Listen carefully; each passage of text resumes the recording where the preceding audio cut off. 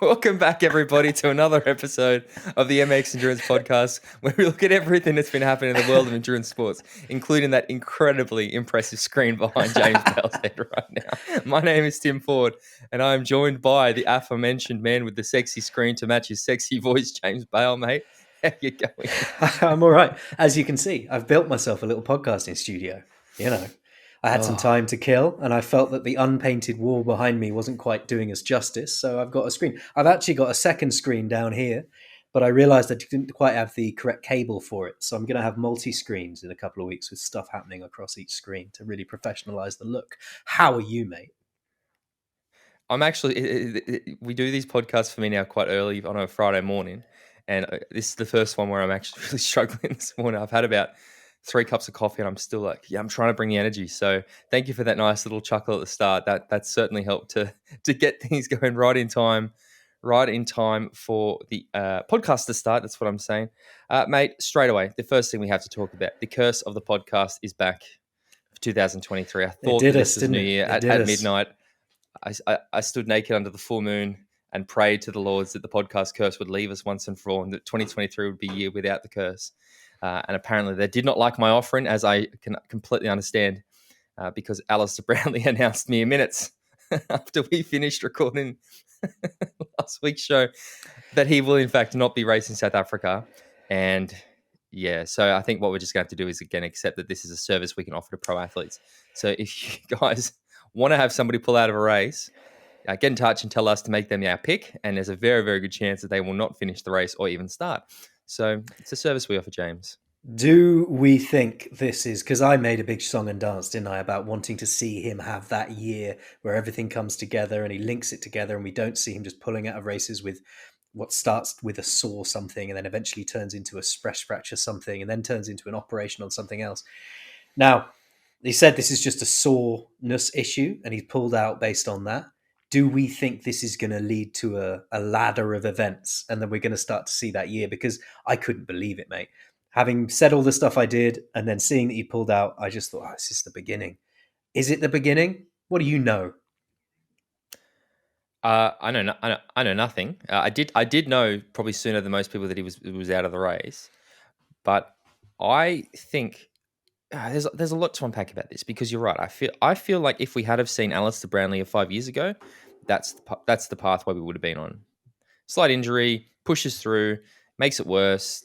No, point of no return. And I actually thought the tweets that he put out about it, where he basically said that, he goes, look, I don't think it's that big a problem, but knowing me, if I'm in a race and it starts to get really bad, I ain't going to stop. I'm going to keep pushing. And I feel like what we're actually seeing is a more mature, experienced Alistair Brownlee, who's actually going, it's fucking Ironman South Africa. It doesn't matter. There's plenty of other races. I'd rather go into one 100% to avoid a potential injury. He's already qualified. Again, he's already qualified for Kona. Am I correct on that? I don't think so. Are you not? No. I thought he had. No, because he did Kalmar. He did Kalmar to qualify for Kona last year. Yeah. And you can't transfer yet. So he has to qualify, yeah. Okay. Then yeah, it's a sensible decision. I just hope it is that. I hope there's truth in that, and that it is a sensible decision, and that it's not a bigger issue than he's letting on, and he's masking it, hoping to deal with it in the coming weeks, because I just don't want to see this compound with and turn into something else and then something else, and then we're not seeing him in different races. And I just want to see him have a year. I'm getting repetitive, but come on, have that year. We know what you can do, and I want to see it. Like I said, I choose to be optimistic, mate. I choose to think that it was a smart choice, because maybe he learnt the lessons last year. We don't know that. He basically got injured quite closely after that Kalmar race. Maybe something similar was maybe he was feeling a bit iffy around that and still decided to push through, and that was sort of the result was that injury. Again, that's all I can say and hope, because you're right. I don't think emotionally I can take another year of Alistair Brownlee, one of my absolute favorite athletes, being on the start list of these big races, to only withdraw at the 11th hour. It was an emotion. I still remember so vividly last year, me and you in St. George, like you messaging me, telling me that Ali's out. Like that whole experience in St. George, where it was Ali's out, Gustav's out, everything. Like the actual, it was the visceral, disappointment you felt when this. Oh mate, and same thing this year when we sort of heard that he was out for sub. devastated. Like genuinely, because I was so sure that I thought Alistair was going to really like win, not just win, like really dominate that event. And then the same thing again. Like it was just like fucking hell. I can't handle this. I think I got to develop. I developed a drinking habit just from the stress. Not really. A sore But hip no, doesn't I sound hope very that this good, is though, does it? It doesn't sound. It doesn't sound. It sounds like, I don't know. There's something like an underlying. It's like I almost hear the Jaws music. Do you know what I mean?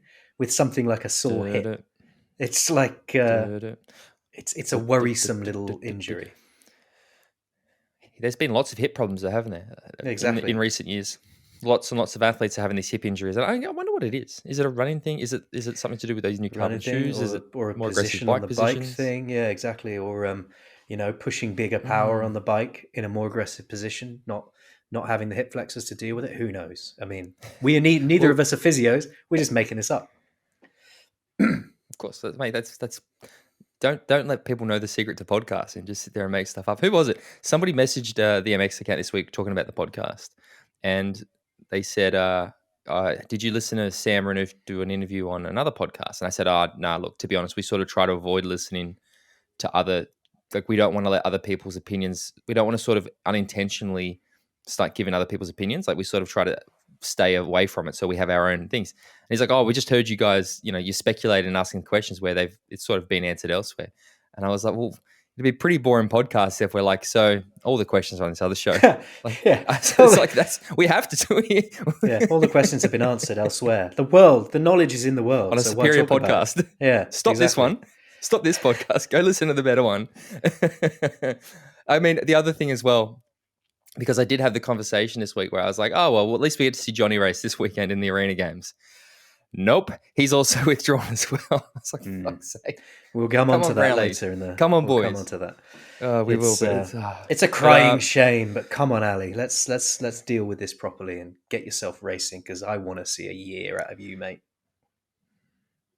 James, I want to see a year out of this podcast being good, because this podcast is the official podcast of MX Endurance, the world's premier endurance sports community, created by 4-time world champion Chris McCormack. We're going to have to get Mac on in a few weeks. Mate, we have a bumper episode this week. There is so much to talk about. There's so much has happened. Where do you want to start? I don't know where to start this week. Where would you like to get started? Chronological order? Yeah, let's do something like that. How about a shout out? Abu Dhabi. You want to do Abu Dhabi? I haven't actually got those race results in front of me. Do you shout it? But I was just going to give a shout out to Mirinda Carfrae, who's announced her retirement. 3-time Kona winner. It's one of the things I had to talk about. Definitely. She's retiring. It's a great place to start, actually. Massive tip of the hat to someone that brought so much to the sport. 7 Kona podiums?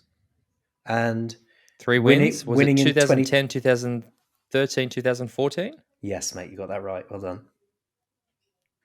Nailed it. God, I'm good, aren't I? Yeah, man. Triathlon. Good work. She said, I guess it's been coming. This last year racing, my heart wasn't fully in it anymore, and I didn't know if I'd be continuing racing this year until after Kona.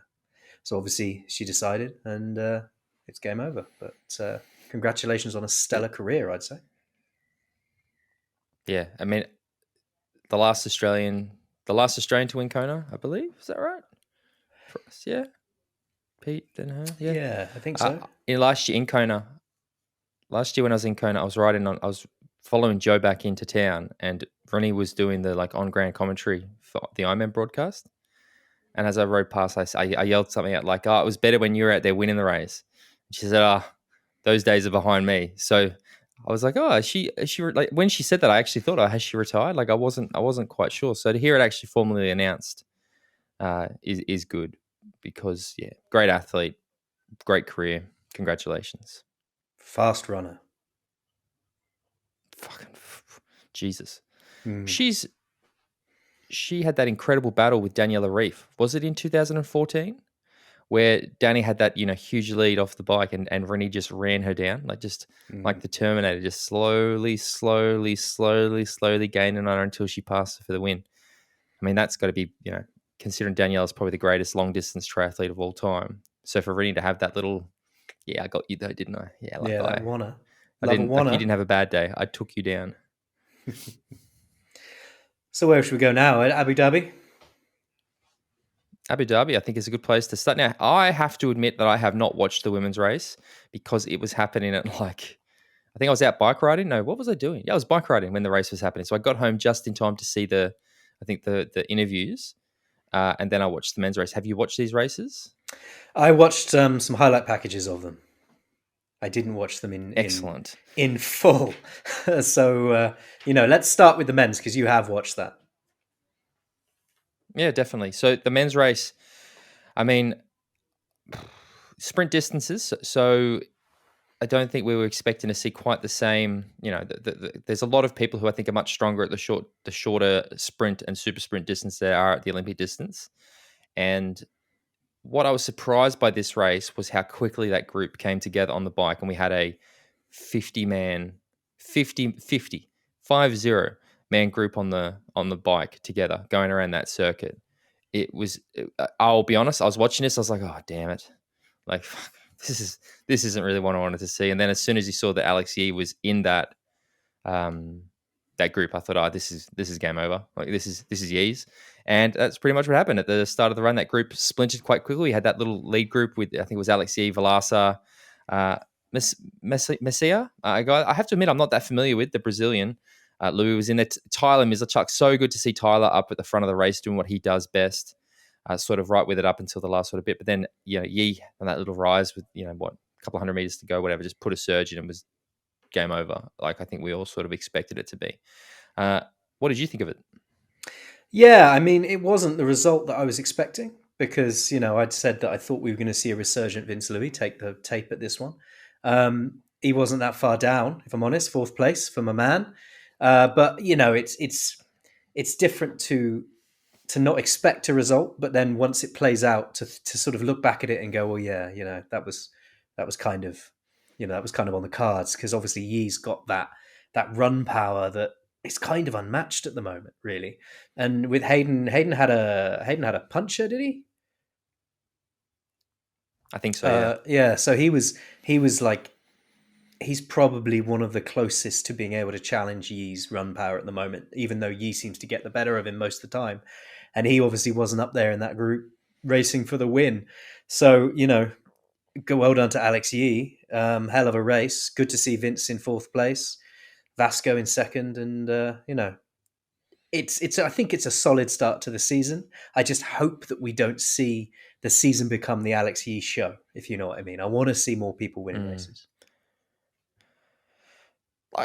There's, I very much agree, and I feel like we've said this a lot for probably. I think we started talking about this pre-Olympics in like 2021, where we've missed those days where that lead group gets a gap out of the water and then hammers it, and we see that a lot in the women's racing. The King Mars, the Sophie Colwells, when Flora's there, like we see that group get out of the water and really attack to drop the group. Actually, maybe Flora's normally in that group, or to give a buffer, and we've seen that work with success for in the women's racing. Whereas we just don't see it in the men's racing that often. Where like I feel like Christian is, and I've said this 1,000 times, but they're just lacking that person who is able to really rally the troops.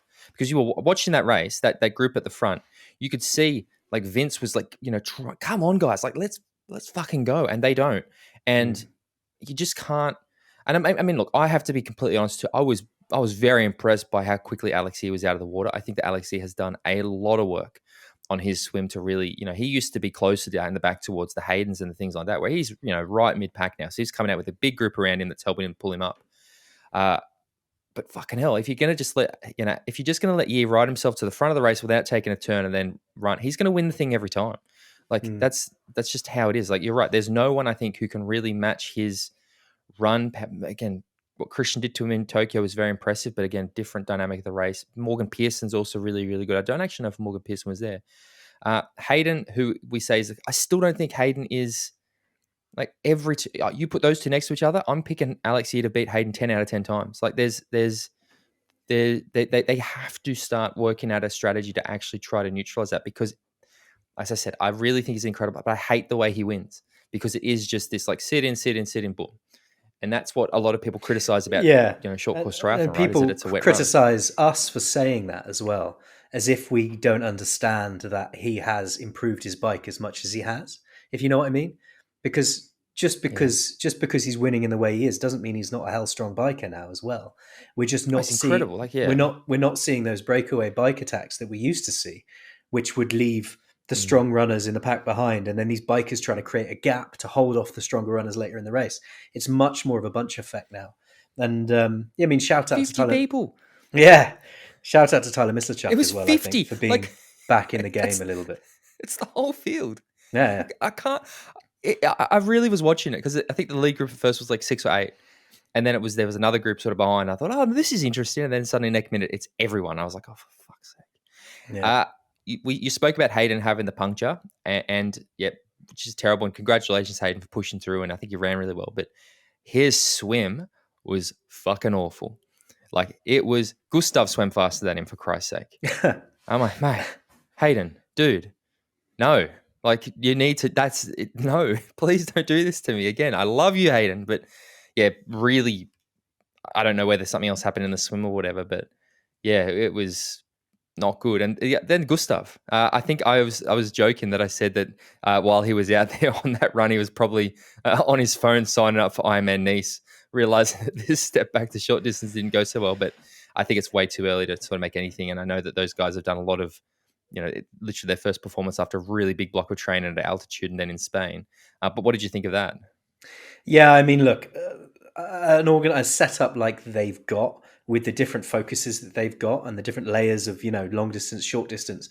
It's hard. It's much harder and less sensible to judge this performance as an individual performance, as more as a they could have just been testing to see where he was at. He could be not in a different cycle of training. He could be building up towards the middle of the year. When you're not sort of focused solely on the short distance, it's very tricky to look at one individual performance in a silo and think, well, that's an indication for the year to come, because they're building back out of what was a very long course focus year, and then coming over here. And but I mean, I who am I? But ultimately, I think Gustav should be focused on the long The course. sexiest voice in triathlon. Yeah, I think he That's should you. be focused on Come on. the middle to long course now. I don't think that it is a productive use of time coming back to try and focus on the short course to go to Paris, because I just don't see him winning in Paris. But again, we've written the Norwegians off far too many times, and they have slapped me around the face far too many times. And Christian's probably listening and laughing now, but love you, mate. Yeah, no, I don't think it's quite as doom and gloom as that. Like, again, I feel like it's very easy. The other interesting thing about Gustav was, and I saw Tim Hemming was the one who, I think somebody pointed out to Tim, and then I've seen Brad Culp tweeting about it too, where Gustav's shoes were submitted to World Triathlon. That Yeah. basically, like, there was an appeal or something about the shoes that Gustav was wearing. And from what Brad has said, I don't think he actually confirmed it, or hasn't actually come out and said it. It sounds like the Norwegians have actually submitted Gustav's shoes from that event to try to get World Triathlon basically to say it's okay for them to wear those, these prototype on shoes. So that's interesting too. So you can see that they're, again, pushing the limits of not only the physical training, but also the technology. I wish Christian was there. I really, really wish we actually got to see Christian sort of have an impact on that race. We need more. We need more of those sort of athletes, because, and this is I guess Hayden is kind of like that, but he got neutralized. But I want to see a bit more aggro. I want to see a bit more. Like I keep saying, I want to see some people actually really just like, fucking come on, let's do this. Like, there needs to be a bit more aggression or something that we like, because yeah, it was a bit okay, just a big group rolling around. Is there anybody you spotted? Are there any early year performances you spotted from athletes that piqued your interest, or think that they're people, maybe newcomers, maybe relative younger No, I athletes that mean, you think are worth watching out for this year? I think the not surprised, but the one that I noticed most that I was happy with was the performance from Tyler. It's good to see him Tyler was fire. great. Yeah, it's good to see him firing again, because he has had some really, really bad luck. Like bad luck on top of bad luck on top of bad luck, and none of it has been his fault. But it's all to his detriment, and it's a real shame. So it's great to see him having a race Mm. where, despite, I think he got a penalty, didn't he? So that impacted him a little bit. But without that, he would have been up there, and it's great to see. Is there anybody I that you was noticed? uh, yeah, no, but just on that point, I was chatting with Tyler after the race, and like, because again, I just seeing him on the front was like fucking so good to see. And I said to him, I was like, mate, that penalty doesn't matter. Like, that is an irrelevant. It's a whatever, okay. But I said physically, you're right back there. He's like 100%, mate. He's like, we can fix the penalty. Like that's a very easy fix. He goes, I'm feeling good, and this is the start. I was like, yeah, that's really good. The athlete that impressed me was Jamie Riddell. I thought, again, for a young South African who we know is a very good swimmer, he was right in the action. Sort of faded a little bit on the run. And the other one, who again I was blown away by, was Kyle Smith. We have spoken a lot about Kyle Smith in the last few weeks, and yeah, look, Kyle faded hard on the run. We know that is clearly the area that he has to work on. But swim bike, mate, he was right up there, and he was one of the guys who I thought was actually trying to get that group to do something on the bike. Those two guys in particular, really, I was very impressed with the way they both raced, and I think we are seeing, especially Jamie Riddell. I feel like he's on the precipice of really becoming one of those top tier short course guys. So yeah, no, I they're the mean, two. But in terms of yeah, doing things on the bike, it's very hard to break away from a group of 50 athletes that aren't particularly trying to if you haven't got many people working with you, that's a breakaway that's going to be very difficult to do. You'd need some yeah, very serious firepower all working together to pull away from a group of 50, because you're going to have people on the back who are just sitting there getting scooped along, and you need a lot of distance. yeah. A lot of distance for those legs that aren't particularly tired at the back of that group. I just wish everybody really listen, triathletes. I know a few of you listen. Okay, I'm talking directly to you now. You cannot let Alex Yee get off the bike with you, even if you think you can beat him. You can't. I'm telling you right now, Alex Yee is going to outrun you. Do not get in a situation where you're getting off the bike with Alex Yee. Like, take the hit, swallow your pride, and fucking do something on the bike to not give him 30 seconds to catch up or something. Like there has to be strategies in place now to just not let it come down to a run race, because you're all going to lose. Sorry to say. I know you probably hate me saying it, but I'm going to hit you with some truth. Agreed. Let's really shake up that bike race, because everyone loves a bike race, don't they? Fucking oath they do. Mate, Yeah. yeah. Especially on the F1 circuit. Like if there's a place to do it, it's on fucking F1 circuit. Let's have a go. I think again, I also want to say we had a few people say that they actually, based on us blasting them last week, watched the race and they enjoyed it. So thank you to those people who actually well, listened that to is our good wisdom. news. Yeah, a few people messaged me. So it is, isn't it? Yeah, that's good. Good start to the season. We're changing the world. Women's race. Yeah, go on then. Mate, you know what? We are. It's true. It's a heavy burden to carry, and I don't think enough people praise us for this. And we deserve more praise for the changes we make to the world. We are pioneers, mate. So we'll do our part. Women's race. Women's race. It was a UK domination this weekend, wasn't it? With good to see Sophie Caldwell coming out the water first. Real shame that she got the penalty as she exited. It became clear she'd got a penalty as she exited. 10 the water. seconds.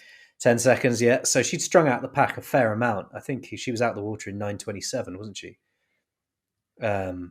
Which is fast. And then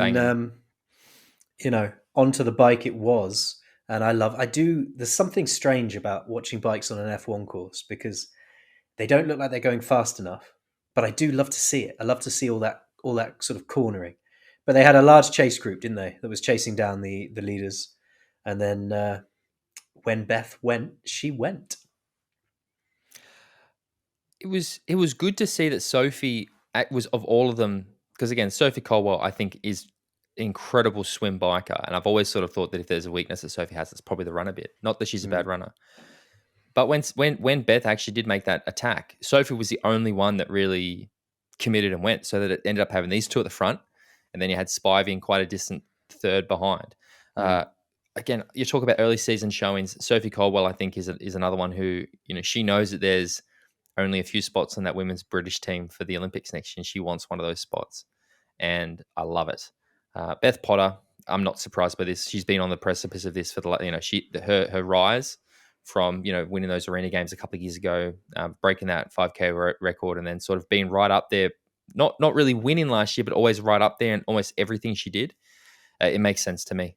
And then Taylor Spivey, another athlete. I think Taylor is phenomenal. I really, really like Taylor Spivey, and a good third place for her. So Yeah, I mean, I really like Sophie Coldwell. I think she's great. And to see that well-rounded performance coming out of her over this distance is spectacular. She got that 10-second penalty, so she'd have finished in second on 58.04 without that penalty. Let's just say, for argument's sake, I'm giving her 10 seconds rather than thinking about the implications on the race.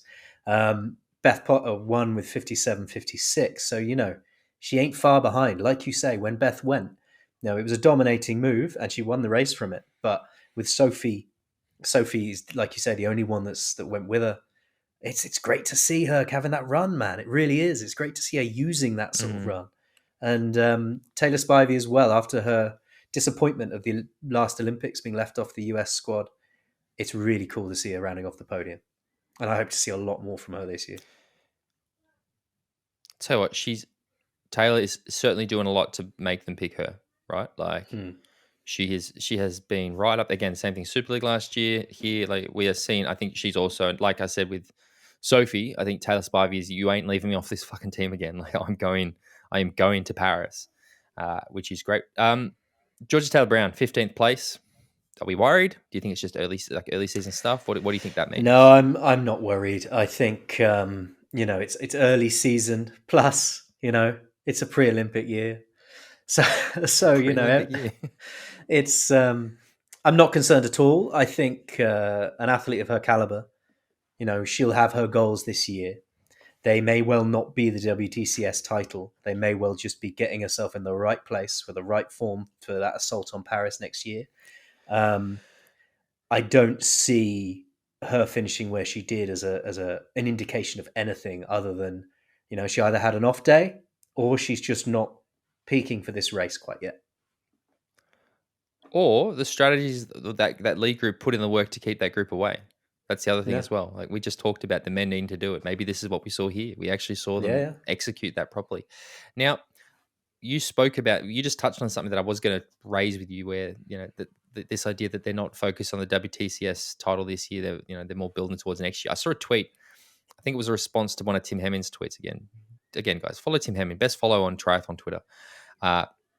Basically saying in the post-race interviews, you heard the podium saying that the World Championships isn't their priority this year, and how disappointed it is, and how not many other sports when that's the case. And I was thinking to myself, I actually think it probably is the case in a lot of sports where the world title isn't that important. Like there are other things that are much more important than the world title. Cycling, for example, I feel like you'd probably prioritize the Tour de France over UCI World Championship stuff. But what do you think? Do you think we place too much emphasis on the Olympics in short course racing, or what do you think? No, I don't think we do. I mean, cycling is an interesting sport because that's almost reverse, isn't it? Within the year, you have your monument classic, your classics, your monument classics. You've got your grand tours. You've got your medium to long races. Your grand tours for your grand tour riders are always going to be the focus. For your monument classics riders, then they're probably going to be looking for the world championship as well, depending on the course and whether it suits them or not. But the UTI sort of points are much less important. But for cycling, the Olympics is almost, it's almost irrelevant. No one particularly cares about the Olympics. Whereas in triathlon, I think because I do think the Olympics is a really important focus. I think it really is. I think for a sport like triathlon to have that Olympic medal, I think it means so much to the athletes. I don't know why an Olympic gold means a bit less to those in the cycling world, but it does. It's probably because there's more money in that sport, and the less, so they're getting their pay packets elsewhere. But I mean, I do think the world title matters in triathlon. I just don't think it matters as much as getting that Olympic gold by a long way. All right, then I will ask this question to follow up. Then, do you think that the world cares as much about the Olympic medal in triathlon as the athletes racing for it do? Yes. Because we heard that Christian say after his 7:21 in Cozumel, he got more attention than he did from winning gold in Tokyo. I think that is probably true for the niche audience of triathlon. But if he looked at the broader picture, he probably got more attention from the wider public for getting that gold medal because everyone watches the Olympics, whether you're a triathlon fan or not. You just sit there and watch it. So he would have got more sort of national sort of recognition from getting that Olympic gold medal than he ever would outside of the sport of triathlon for getting that Cozumel race. In triathlon, because we're so participation focused and long course focused in terms of entertainment, for the main, I think that might change over time, but on the main, I think you're gonna have people being like, oh my god, he's just broken the Ironman because I do that and that's what I do, and amazing. Whereas on a much bigger scale, in the general public, the Olympic gold medal is everything, isn't it? If you go up to someone in the street and say, I went 7:22 at Cozumel, they're like, what the fuck are you talking about? If you say, I've got an Olympic gold medal, they're like, oh, brilliant, banging, nice work. Whatever sport it is. Yeah, it's interesting because that's what Chris has always told me. He said people don't, like, when he's introduced at speeches or anything, it's never world champion triathlete. It's 2-time Ironman Hawaii winner. He says, like, they don't understand, like, outside the sport, they don't understand that that's a world title. Everybody knows about that race. And he said, and I think that's right. Like, there are probably very few triathlon, probably two actually. The Olympics and Hawaii are the two, like, sort of triathlons that do cross over into the mainstream. Yeah, I think you're right.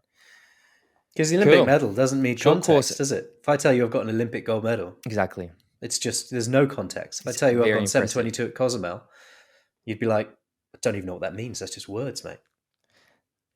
Have I told you that I've held an Olympic triathlon gold medal? As close as I've ever come. Who'd you steal that from? Yeah, Nicola Spirig.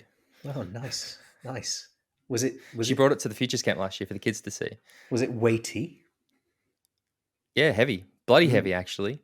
And I don't know. I imagine you'd have them like in a fan. She just pulled it out of her pocket, like just super nonchalant. Like, here it is. I was like, oh my god, that's the Olympic gold medal. Like, shit. Yeah, don't lose it. But yes, quite weighty. Short course corner. Let's stay in the short course corner. Short course corner. That's the thing. Because we have another short course race happening this weekend. The Super League Triathlon Arena Games are back.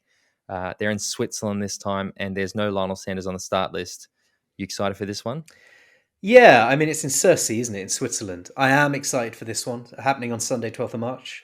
And again, you're going to be able to watch it across all the platforms that we had last time. I think the broadcast starts at 6 in the evening UK time.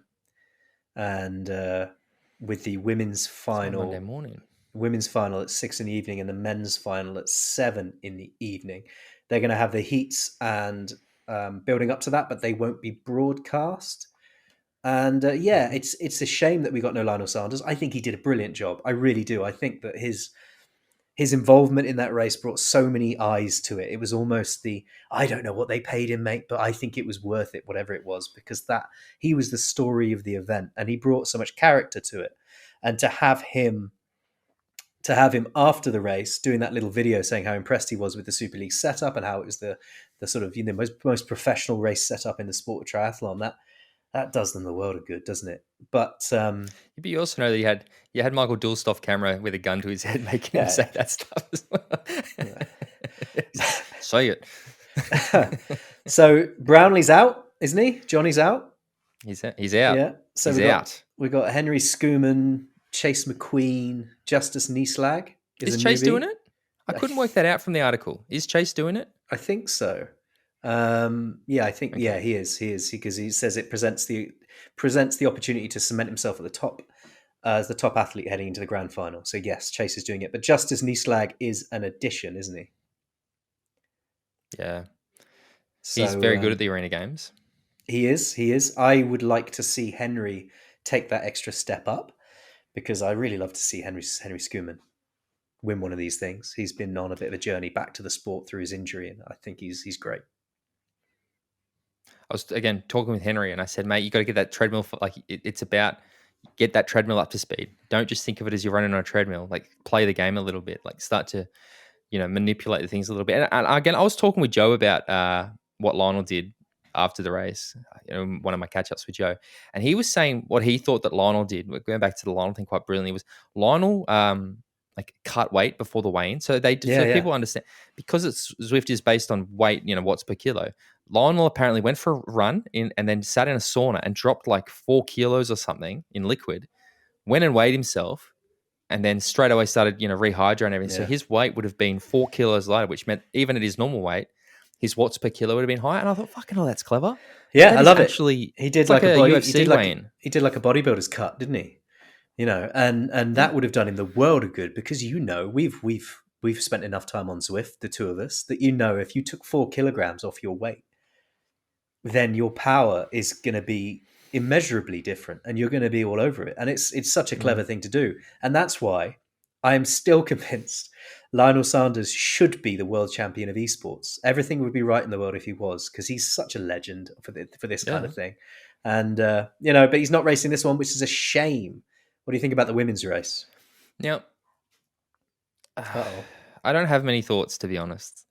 Again, I looked at the start list and I'm like, I don't like. Again, Emma Jackson's there, Kathy Shah's there, and then Zanette Bragmeyer, who I think won in Singapore. Yeah, I'm sure it'll be entertaining because again, I think we've established with the arena games it doesn't necessarily matter who's on the start list because again, I can't say that I'm really au fait with any of them that much. But I think as long as the race is good, it'll be fine. So, yeah, wish that the start lists were a bit better.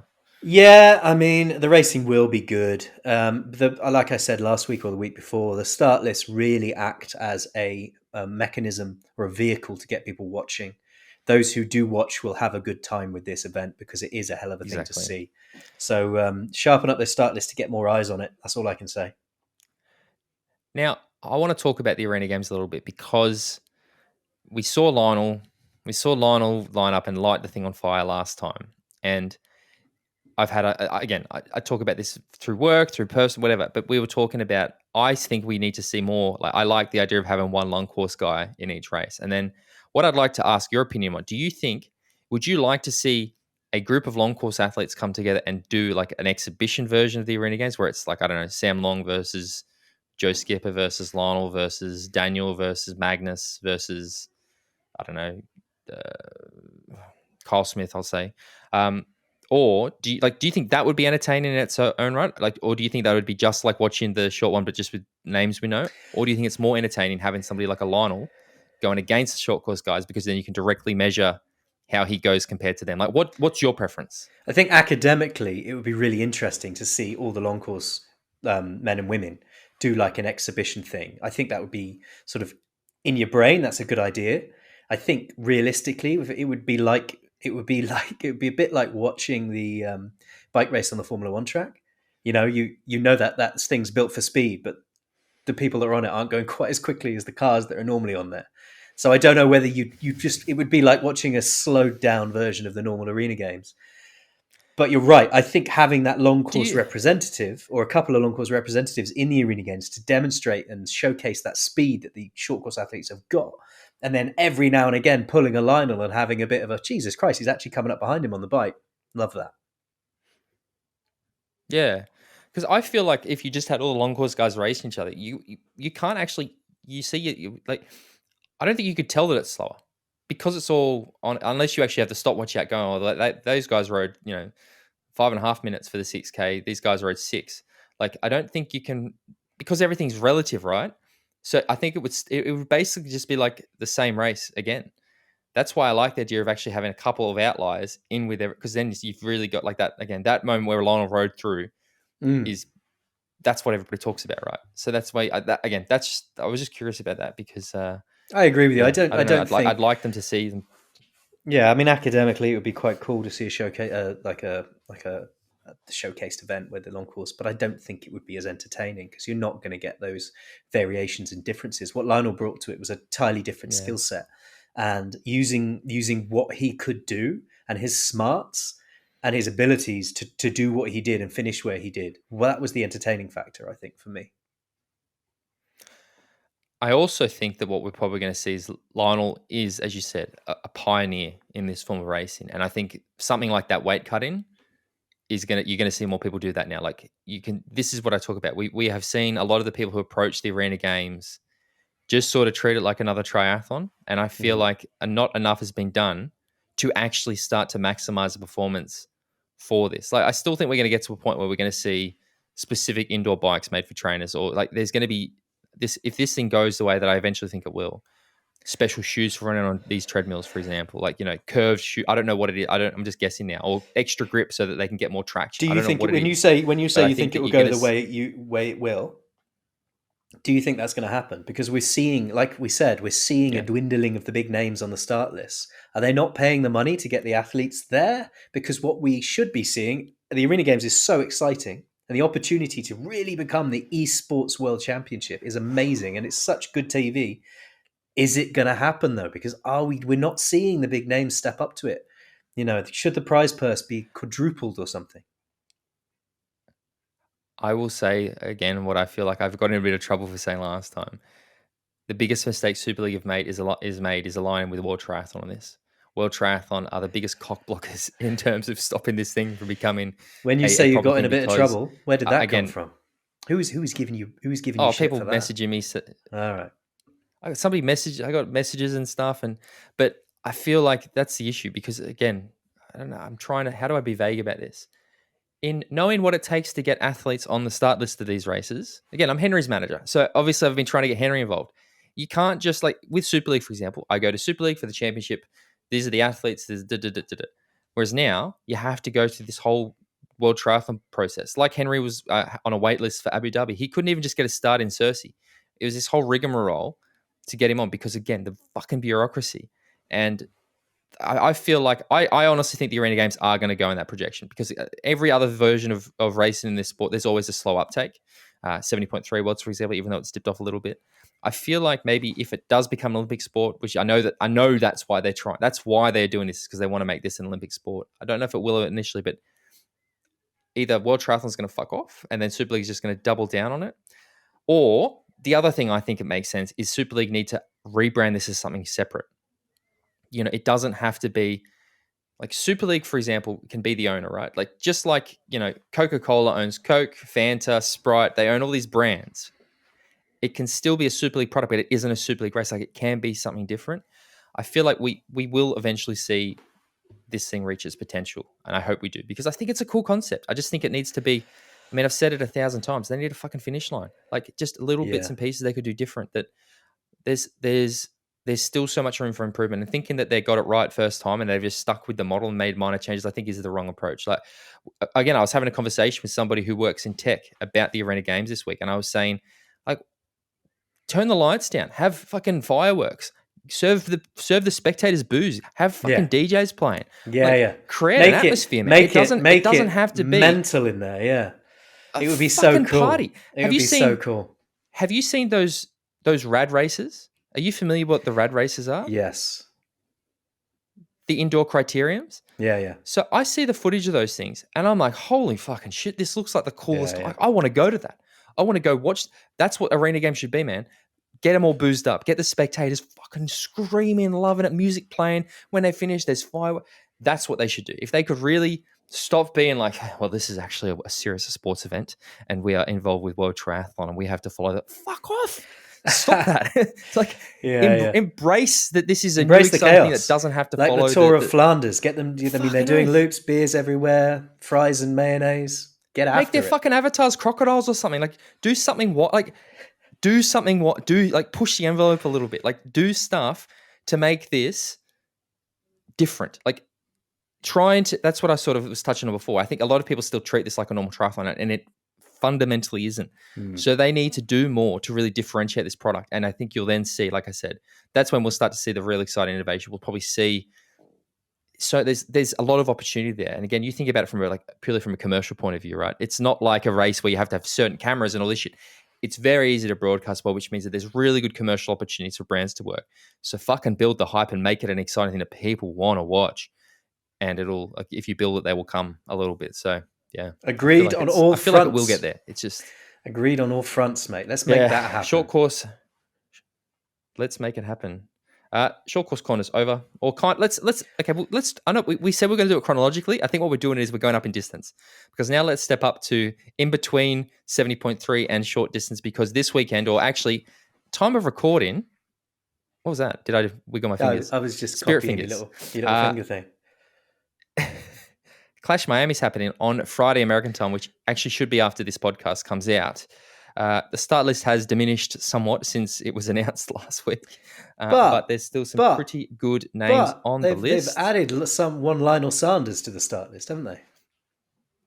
They have, you're right. So yes, it is. Clash Miami is happening, and it's happening at 8:30 local time, which is 1:30 in the afternoon UK, and 2:30 in the afternoon Central European for the women, and 12 o'clock local time, which is 5 o'clock in the afternoon UK, and 6 o'clock in the evening Central European time. And where is it? It's under the it's the race venue is Homestead Miami Speedway. It's in Miami. Yeah. So it's a Clash Miami's self-enclosed in motor Miami. racing circuit. And what are the distances, Mr. Ford? The swim is 1.7 kilometers. The bike is 62.7 kilometers, and the run is 16.9 kilometers. And the swim's over 2 laps, the bike's over 17 laps, and the run is 7 laps. So it's all going to be very enclosed, very interesting.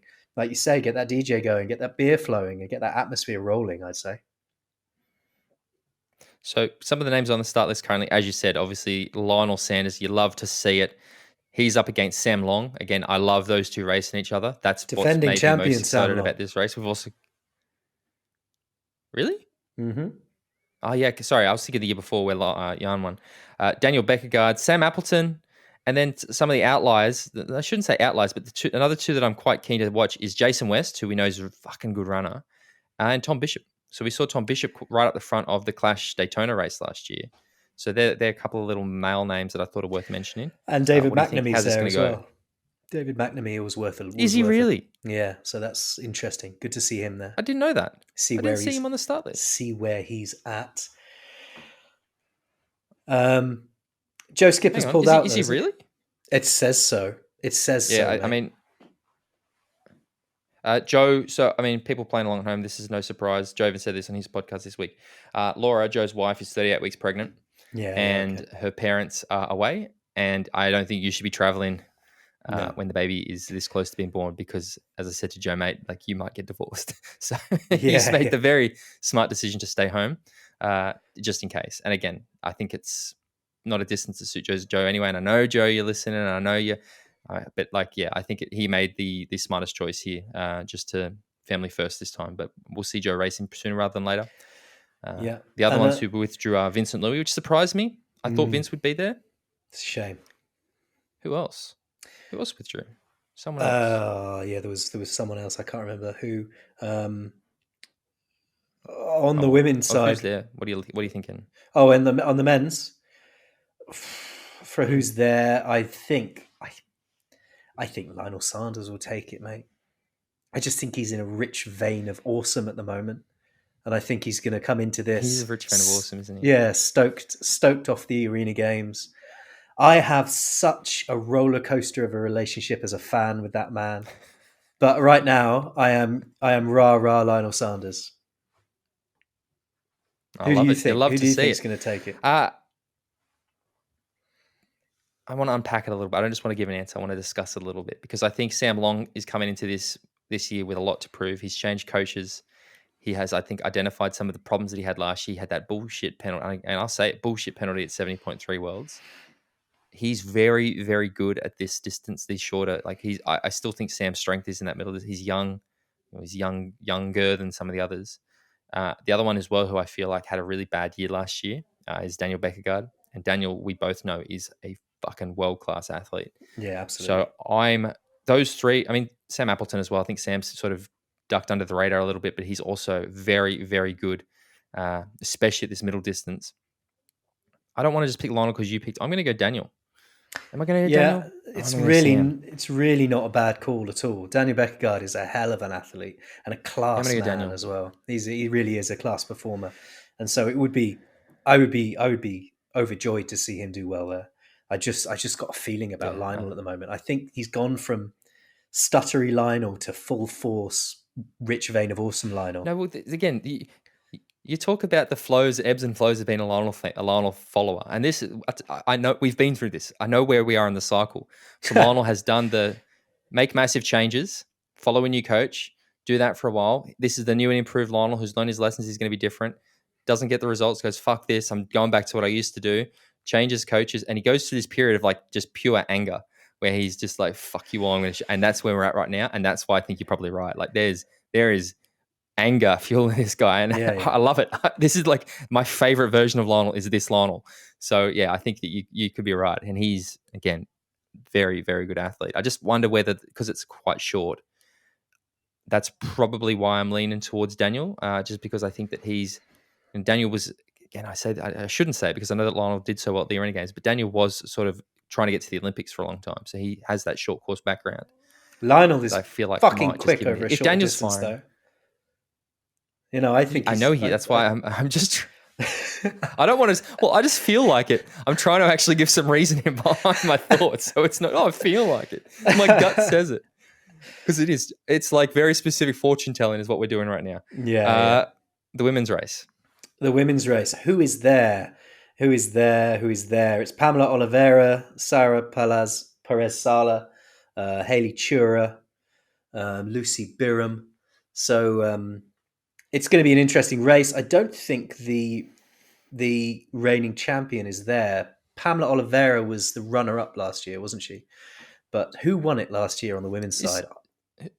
Was it Paula Finley? Was it Sarah Perez Sala? Maybe. Maybe. I didn't follow this race last year. No. Ashley Gentle won it. Ashley Gentle won it last year. Ashley Gentle won it last year, didn't she?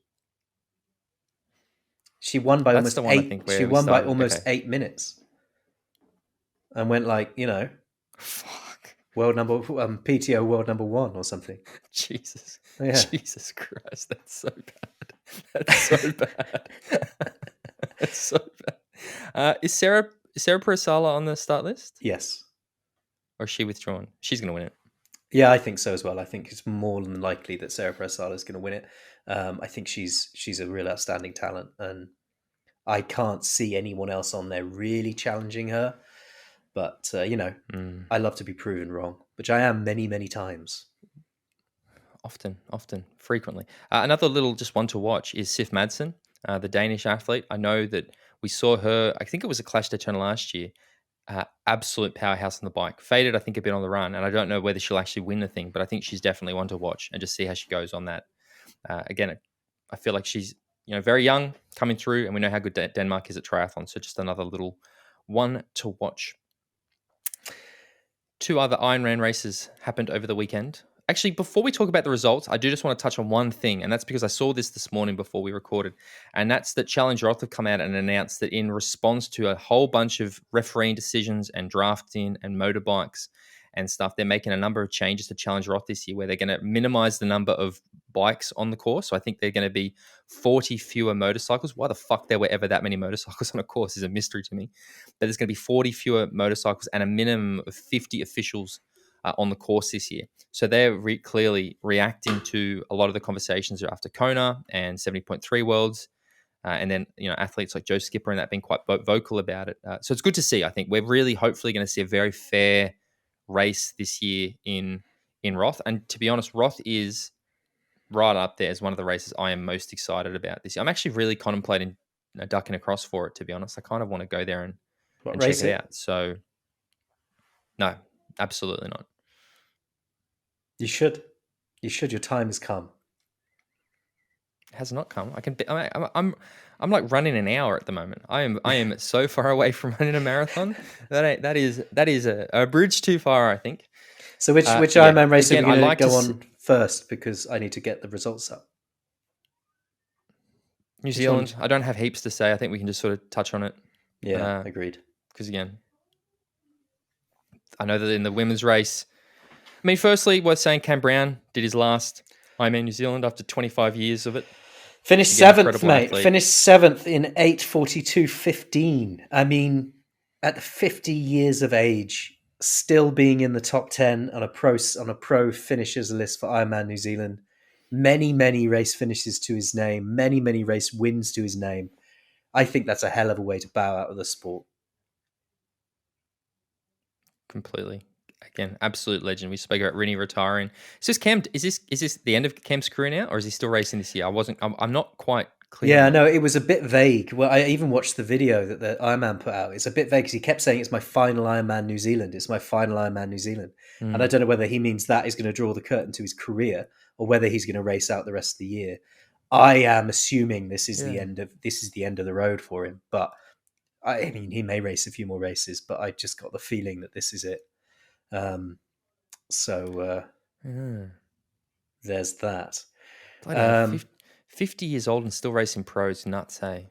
Christ almighty. Yeah, man. But Fuck that. Mike Phillips won it on the men's side in 7:56.05 ahead of Braden Curry, who's 3 minutes behind in 7:59.17. Rounding off the podium is Jan van Berkel in 8:10.22. So quite a split between second and third with like nigh on 10, 11 minutes. But Braden Curry was only 3 minutes behind the winner of the race. Now, I had a chat with Mike Phillips this week, not for the podcast, and You're always I, chatting to I people. it's funny because I'm always, mate, I'm Tim Ford, man around town. Mike Phillips to me is like I'd kind of forgotten about Mike because he's had a rough couple of years with injuries and stuff like that, and he's been sort of doing his thing in New Zealand. We know that New Zealand's had it quite rough, but mate, he's like, I'm not surprised by this. He's a class athlete, and the fact that he's beaten Braden Curry, who I'll say it 1,000 times, lost St George. Christian didn't win it. Braden lost that race by not pacing the run properly, and Christian, fucking mate, legend, you still won it, but Braden lost that race. Shows how good he is, and especially for Braden in New Zealand, we know how much the Kiwis love that event. Shows the caliber of athlete that Mike Phillips is, and I feel like we could be seeing that he's back from injury, all the bullshit's out of his way. He's not riding that pig of a bike, Ventum, anymore. He's moved on to the best bike in the world, a Trek Speed Concept. I feel like we could actually really start to see some fucking racing from this guy. So that's really good. And I hope that, I mean, Kiwis punch above their weight so hard with triathlon, and I'd like to see them do a bit more of it at long course because it is always just sort of been Braden and Kyle a little bit. But yeah, good to see. Hopefully we see Mike out there racing the world's best around the world. Yeah, man. On the women's side, Els Visser took the win in 9:05.44 with Hannah Berry in second in 9:08.33 and Rebecca Clark rounding off the podium in 9:10.11. Only 2 minutes 48 seconds between first and second, and then another 2 minutes behind was Rebecca. Mm. I was sort of tracking this race a little bit. I wasn't, watching it because I know Bex is a mate of mine, so I was sort of checking how she was going. And it seemed as though it was sort of Hannah and Rebecca up the front of the race for most of it, and Els has come through on the run. I mean, Els Viz, the same thing, class athlete. Another one who I've always sort of expected to see doing more.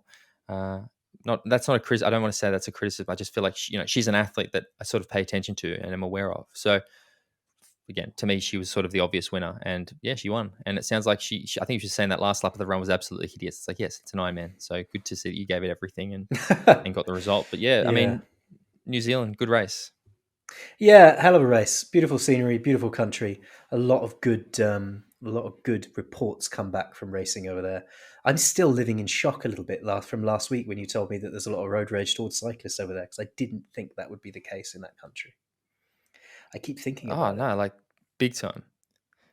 I actually, that's a good thing. Talking about last week's episode, mate, I feel like the steak might have been a little bit overdone because the filet mignon did not satisfy the customers in South Africa on the weekend. My steak is normally never done, but yeah, filet didn't pull it off, did he? But my pick for the win. Did you see somebody replied to our tweet saying that he had to get off the bike trainer because he was laughing so hard when you called him filet? So you interrupted his training. Oh, well, we should trademark that. We should trademark that, and then we can approach him about a collaboration. It was a very subconscious slip. I just heard myself say it and was like, well, I didn't use the right word there. Leon Chevillère won the race, mate, in 7:11.44 with Bradley Weiss in second with 7:16.03. And hang on, my thing's just frozen. Hang on a second. It's Matthias Peterson in third with 7:20.55. So 4 minutes 18 between first and second. They're fast times. Yeah, they're not. They weren't messing around, were they? They're rolling. It's a rolling bike course, and it's a beautiful course. I know that. It's also a course now where I think every year for the last 3 years has had the swim shortened or cancelled because the swim was cut from 3.8 kilometers to 900 meters. It And was. apparently, I mean, we don't know because the race wasn't broadcast. The swim was fun. Like the conditions didn't look that bad, to be honest. What do you Uh, think? It was shark related? I no, I just think that. So again, I heard Joe and Tom talking about it on their podcast this week, and they were saying that I think it was a few years ago, 3 people died in the swim, and and Tom was saying it's probably just really they're so cautious now about even the slightest risk of it. Hmm. Like they're very reluctant to do it, and I go, yeah, it sort of sucks though, right? Look, it's all well and good saying the conditions look fine, but if you don't know the surroundings and the environment, there could be a riptide or something like that. You never know what the under problems But might be. I'll counter that though and say they did a 900-meter swim, right? Yeah. So there's clearly a spot of water that is safe for them to swim 900 meters. Just do fucking laps. Do twice. Just have them do that same thing like 4 times or something. Australian exit. Christ almighty. I can never understand. I can never understand the whole, it's too dangerous to swim 3.8 kilometers, but 900 is okay. It's like, come on then. Like just and again, I understand that for the amateurs, you might have to cancel it because again, most of them can't swim properly anyway. Yes, I said that. Whoa, look out. But for the pros, like let them do their race. Because the question I want to ask about this, because again, I saw discussion around this week, is if the swim is under the stipulated distance, and I believe that for the PTO points, the swim has to be at least 1.5 kilometers. Should this race have been eligible for PTO points? Yeah, I believe so. I don't think. Can you?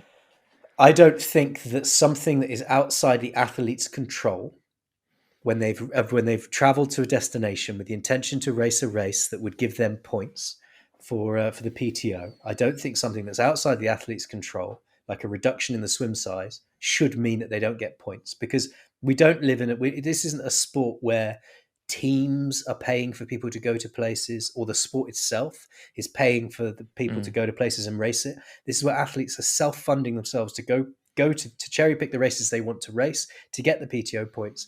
And if you take that away at the last minute, a lot of them are going to be like, well, why am I here? I came here to get those points. I don't think that's the answer. What's your take on that? I 100% agree with you. I definitely think that it should be eligible for points, and I think it's completely out of the hands of the athletes. And if this starts to happen, it becomes even more complicated about the point thing, because you're right. How can you plan a season if you don't even know? Like, there's so many things that could come up that to suddenly your race. Yeah. And I mean, they still did a fucking 7-hour race, right? And like, it opens a can of worms. It opens a can of worms for people saying, well, the course was a bit short, so you shouldn't get that many points as I get, or or there was a tailwind, or whatever.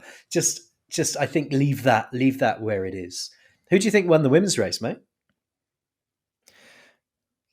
I think Laura Phillip won the women's race. Just quickly, I wanted to say that Leon, we talked on last week about how good he was on the bike. So Cam Worth did this race, guys. Leon was the only person even close to Cam. I think he was only 40 seconds back at T2 and then ran through like the clappers. So Leon Chevalier, you heard it here first. Big year this year coming. I picked him. Didn't I pick him? Laura Phillip by a mile. I picked him. You did. I did. Yeah. Anyway, Laura Phillip by a mile. It was always going to be the case. Both of us predicted it. It was a very difficult one. It didn't have the start list even strong enough for you to pick someone else once I picked her first. So I think we both called her. Laura Phillip won the race in 8:01:59. Fenella Langridge came second in 8:13:17, and Penny Slater came third in 8:17:25. And Fenella was 11 minutes 18 seconds down on Laura Phillip.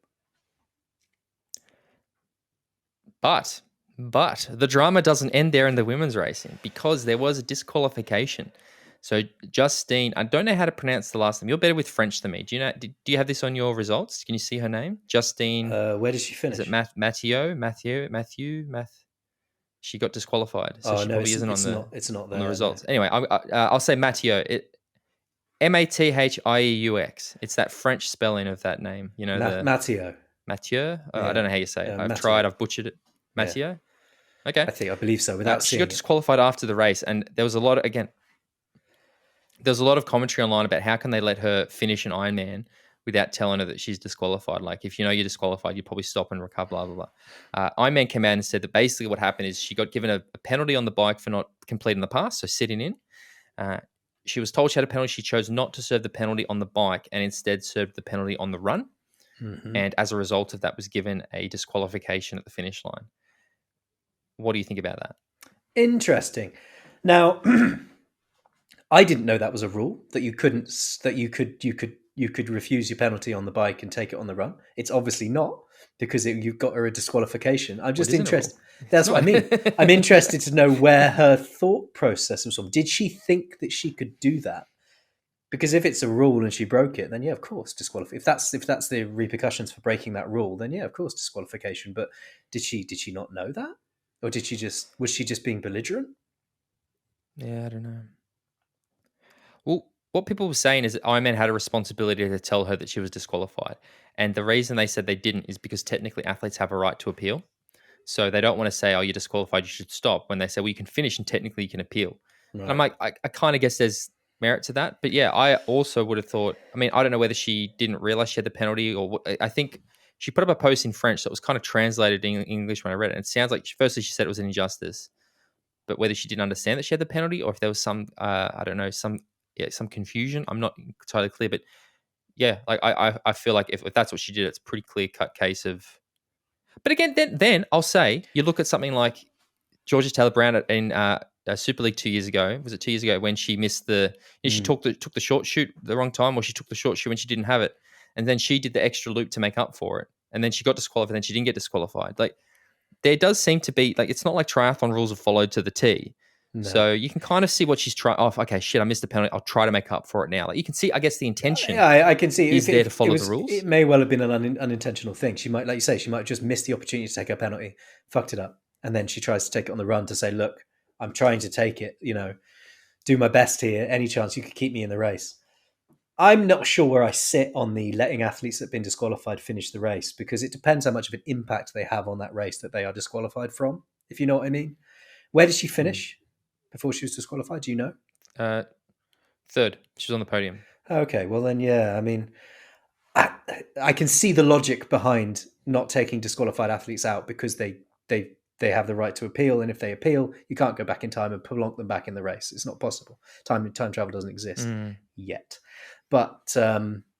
I can also. It doesn't sit well with me, if I'm honest. I wonder if she did appeal. I'd be curious to see, and if she did, whether they'd be like, okay, yeah, it's right. Because again, like let's not forget picture ranking points, Kona slots. Like there's a lot as a result of that. So be curious to. I'll do some digging, and maybe I'll probably forget before next week. But if I do, I'll try to bring it up. But mate, we've done it. We got through the show. We've wrapped it up for another week. What do you want to say at the end? Oh, I don't know. Do you want me to get emotional? Yeah, if you like. Yeah.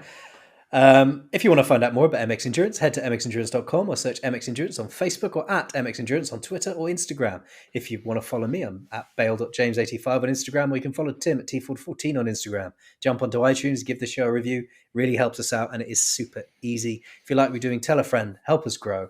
If you've got any suggestions, comments, criticisms, or just anything you want to talk to Tim about, message Tim. It's true. I love it. Yeah. All right. Jimbo, thank you very much. Talk to you next week. Cheerio.